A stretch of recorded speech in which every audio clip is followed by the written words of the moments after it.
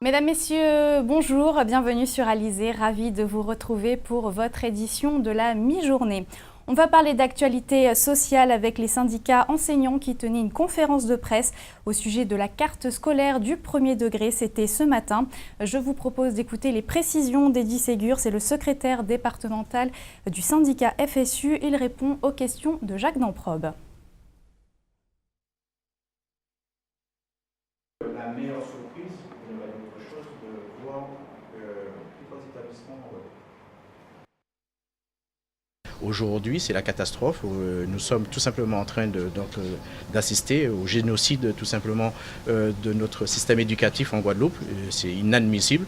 Nous ne comprenons pas qu'au regard des difficultés que nous rencontrons, notamment dans le premier degré, nous puissions être dans cette situation.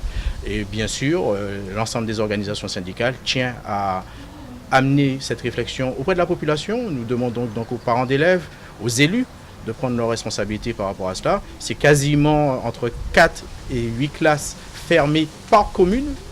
Donc c'est la certitude l'an prochain de voir des classes surchargées à double niveau sur des doubles cycles. Et donc une incapacité à prendre tout simplement en charge les enfants les plus en difficulté.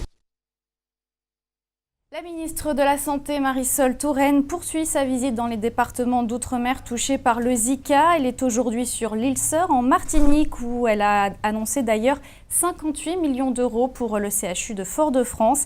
Hier, elle était chez nous, en Guadeloupe, et a fait plusieurs annonces. Le matin, elle a assisté à une réunion du comité de suivi et de coordination Zika, où elle a annoncé le renfort de 15 pompiers de la sécurité civile, ainsi que la prise en charge d'échographies supplémentaires pour les femmes enceintes. L'après-midi, Marisol Touraine s'est rendue au CHU de Pointe-à-Pitre pour rencontrer notamment les équipes de maternité. En marge de ce déplacement autour du Zika, elle a également annoncé une enveloppe de 20 millions d'euros pour le CHU pointois et 2 millions d'euros pour le centre hospitalier de Basse-Terre. Des images signées Karine Géhelman. Jusqu'à demain, le WTC de Jarry accueille la 14e édition du Salon de l'étudiant. En tout, une soixantaine de stands sont présents, des stands où les futurs étudiants et étudiants vont pouvoir trouver des informations sur des filières, des débouchés, mais aussi des cursus à l'étranger. L'occasion également pour les élèves d'en savoir plus sur leur avenir. Julien De Kuyper et Quentin van der Stichelen. Assistante sociale. Coach sportif. Assistante de manager. J'aurais bien voulu faire du marketing. Décoration d'intérieur. J'ai toujours voulu gérer des gens, avoir une équipe, manager des... Ah, ça brûle. Manager des gens. Je voudrais être dans le droit, donc après, quoi en particulier, je sais pas, mais dans le droit. Moi, je voudrais faire kiné. Hôtesse de l'air. Et moi, être agence conseillère en voyage. Et quand vous étiez petite, vous n'aviez pas un métier rêvé que vous auriez bien voulu faire? Justement, hôtesse de l'air. Toujours hôtesse de l'air. À 10 ans, on rêve tous d'être flic ou pompier. Moi, c'était flic quand même. Je voulais faire veto, mais j'étais pas assez forte en sciences. Maîtresse, astronaute, je sais pas. Oui, je voulais être professeur d'équitation en fait. Si, je voulais être chevalier quand j'étais tout petit. Mais non, sinon, j'aurais bien aimé être... non, je sais pas. Non, docteur, je pense. En vrai, docteur. Donc t'as rangé l'épée dans le fourreau et c'est fini les rêves de chevalier. Voilà, on passe aux vraies choses. Il y a 60% de chômage chez les jeunes, c'est quelque chose qui t'inquiète? Non, pas trop. Je me dis que si on est motivé, on peut trouver facilement du boulot. Oui, ça m'inquiète quand même parce que le chômage c'est dur. Donc se retrouver au chômage, c'est pas quelque chose de facile. On se demande si on va trouver du travail plus tard, même avec des diplômes et tout. Voilà, le salon de l'étudiant qui se déroule donc jusqu'à demain au WTC de Jarry, c'est jusqu'à 18 h. Économie à présent avec la fréquentation de l'aéroport Paul Caraïbe qui a dépassé les 2 millions de passagers en 2015, un chiffre qui place l'aéroport guadeloupéen à la 10e place au niveau national et à la première place dans les départements d'outre-mer. Hier, alors que la société aéroportuaire Paul Caraïbe fête ses 20 ans, l'heure était au bilan et notamment aux perspectives pour l'année en cours, l'année 2016. Plus de détails avec Anne-Elisabeth Artsen. Plus de 2 millions de passagers par an pour la 3e année consécutive, avec un record historique en termes de fréquentation, c'est le chiffre du jour. Donc il y a une dynamique nouvelle qui s'est enclenchée. Premièrement par rapport au fait que les compagnies transatlantiques ont mis une offre de sièges très importante pour l'hiver. Donc là aussi ça dynamise la destination. Mais vous avez aussi donc l'impact et l'effet norvégien. Donc depuis décembre, on voit les résultats aujourd'hui dans les résultats de l'aéroport. Cependant, l'aéroport Paul Caraïbes doit continuer à s'adapter à cet afflux de passagers pour continuer à attirer les compagnies aériennes sur notre territoire. Ces améliorations qui restent apportées au terminal sont dans notre programme d'investissement 2015-2020. Par exemple, l'agrandissement de la salle des bagages. Même si on a la capacité supplémentaire grâce au terminal T2, il faut quand même agrandir la salle des bagages, agrandir la salle d'embarquement et apporter plusieurs autres améliorations, notamment la construction de parkings gros porteurs si nécessaire. Et donc nous allons accompagner la croissance du trafic si elle se confirme et si elle se maintient, parce que notre mission principale, c'est de donner aux compagnies aériennes et à la Guadeloupe les moyens d'accueillir les visiteurs et d'accueillir leurs clients. Et donc nous sommes prêts. En 2015, Guadeloupe Paul Caraïbes se classe toujours à la 10e place des aéroports français et à la première place en ce qui concerne les dom-toms, ce qui lui confère un très bon chiffre d'affaires. Donc le chiffre d'affaires de Guadeloupe Paul Caraïbes pour 2015 attendu s'élève à 53 millions d'euros et en augmentation en fait de 2,31% par rapport à 2014. Avec une croissance de plus 10,5% au mois de janvier et plus 6,5% en février, l'aéroport Paul Caraïbes présente donc un bon bilan pour l'exercice 2015-2016. La compagnie norvégienne a d'ailleurs annoncé ce matin le renouvellement de sa liaison avec la Guadeloupe à partir du 11 novembre. Une liaison annuelle de la norvégienne sera même envisagée. On en vient à l'actualité dans notre grande région de la Caraïbe. Il sera notamment question dans quelques instants d'énergie verte avec Antigua qui va prochainement inaugurer 3 centrales solaires basées sur son aéroport international. Voici la Minute Caraïbe. Bolivie, Noa Evo. 51% des électeurs ont rejeté la proposition de leur président Evo Morales de briguer un 4e mandat en 2020. Le président bolivien a admis sa défaite mais précise tout de même que perdre une bataille n'est pas perdre une guerre et qu'il jouit encore d'un socle de 49% des électeurs. Il s'agit de la première défaite politique du plus ancien président en exercice d'Amérique latine qui, à la tête de la Bolivie depuis 2006, devra alors quitter le pouvoir début 2020. Evo Morales, 56 ans, avait promis lundi de respecter les résultats, quels qu'ils soient. Les accusations de corruption à son encontre ont largement contribué à avantager le non. Evo Morales étant soupçonné d'avoir usé de son influence en faveur de son ex-compagne, Gabriela Zapata, âgée de 28 ans, dont l'entreprise a signé des contrats avec le gouvernement pour des centaines de millions de dollars. Antigua aéroport solaire. C'est ce qu'on appelle un projet pionnier. Antigua va inaugurer cette semaine 3 centrales solaires basées sur l'aéroport international VC Bird. L'installation comprend plus de 12 000 panneaux photovoltaïques développés et construits par une société basée au Royaume-Uni, PV Energy Limited. Les centrales vont générer jusqu'à 4,645 MW par an, économisant plus de 3 000 tonnes d'émissions de CO2 sur l'île. Le Premier ministre de l'île, Gaston Brown, se réjouit de cette initiative qui contribue à faire d'Antigua une île plus verte et plus puissante. La centrale a été réalisée en 87 jours, un exploit selon la société britannique qui l'a conçue.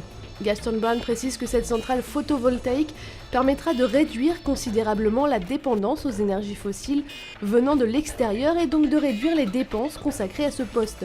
La mise en service de ces centrales place Antigua et Barbuda au rang des îles vertes de la Caraïbe.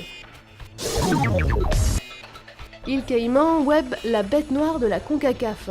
L'ancien chef du football des îles Caïmans, Jeffrey Webb, gagnait 2 millions de dollars par an quand il était à la tête de l'instance dirigeante du football régional, la CONCACAF.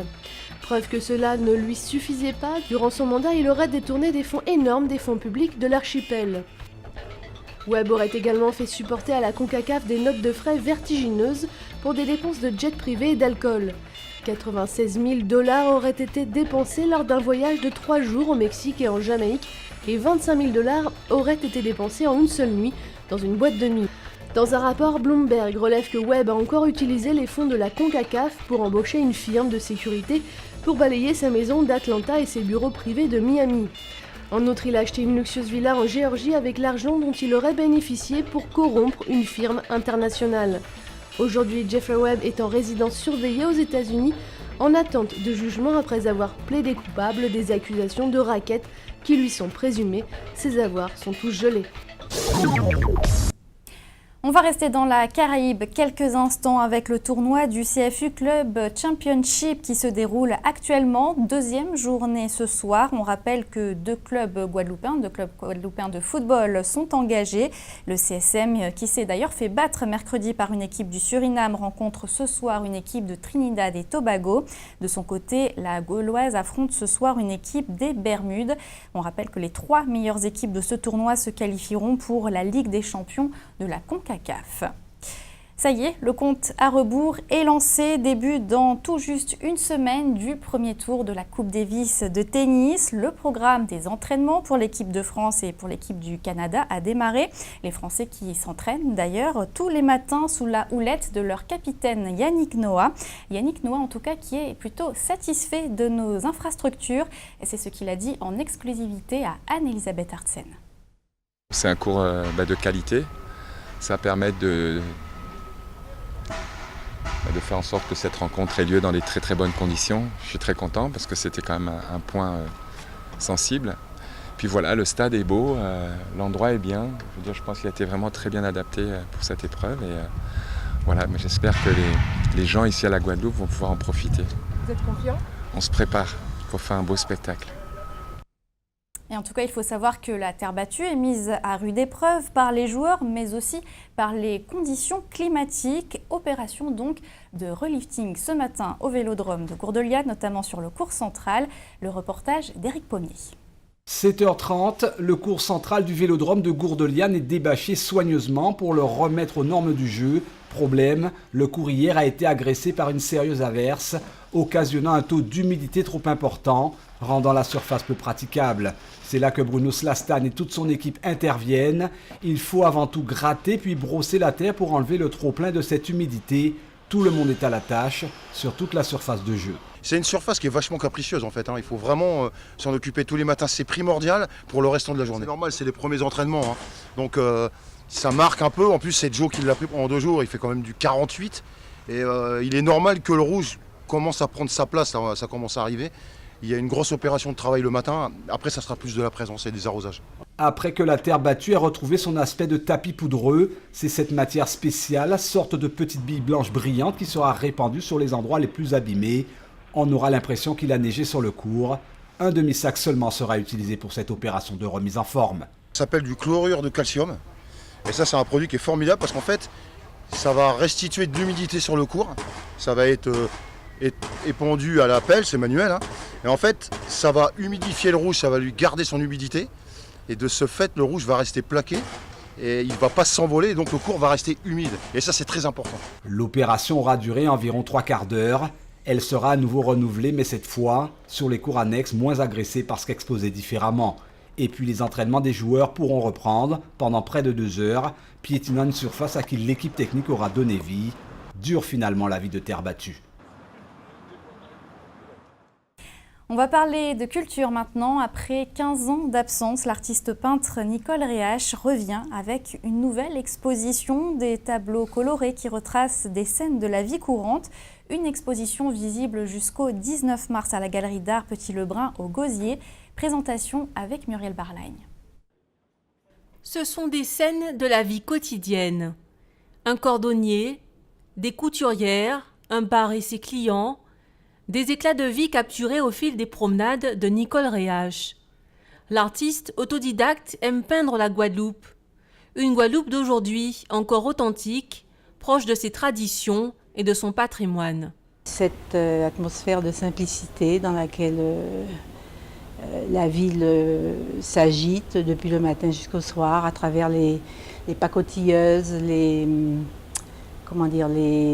marchands ambulants, le vendeur de snowball et puis les événements qui parcourent la ville au gré du calendrier républicain ou religieux, c'est-à-dire la messe des cuisinières, le carnaval. Nicole Réache a choisi l'art figuratif pour retranscrire les atmosphères qui la marquent. Les visages qu'elle dessine sont pour la plupart ceux de personnes qu'elle a réellement rencontrées. Elle pose, on fait des croquis, on fait des photos. Et puis voilà que ça donne. Là, vous avez Ronnie Théophile, par exemple. Et puis, ce sont des personnages un peu anonymes. Certains se reconnaissent. Cette exposition signe le retour de l'artiste après 15 ans d'absence. Pour l'occasion, elle a créé une vingtaine de tableaux tous peints à l'huile, une collection à découvrir jusqu'au 20 mars prochain à la Petit-Lebrun Art Gallery à Gosier. Avant de se quitter, on va jeter un rapide coup d'œil sur vos conditions météo pour cet après-midi. Le soleil va continuer de briller sur l'ensemble du département. Les températures seront comprises cet après-midi entre 26 et 29 degrés. C'était le journal de la rédaction. Merci de l'avoir suivi. Une édition que vous pouvez revoir sur notre site www.alizé.com. Dans quelques instants, votre rendez-vous sportif quotidien Minute Sport suivi du journal de TF1 et de Petits secrets entre voisins. Pour ma part, je vous donne rendez-vous ce soir à 19h pour toute l'actualité locale et régionale. En attendant, bon appétit et très bon après-midi sur Alizé.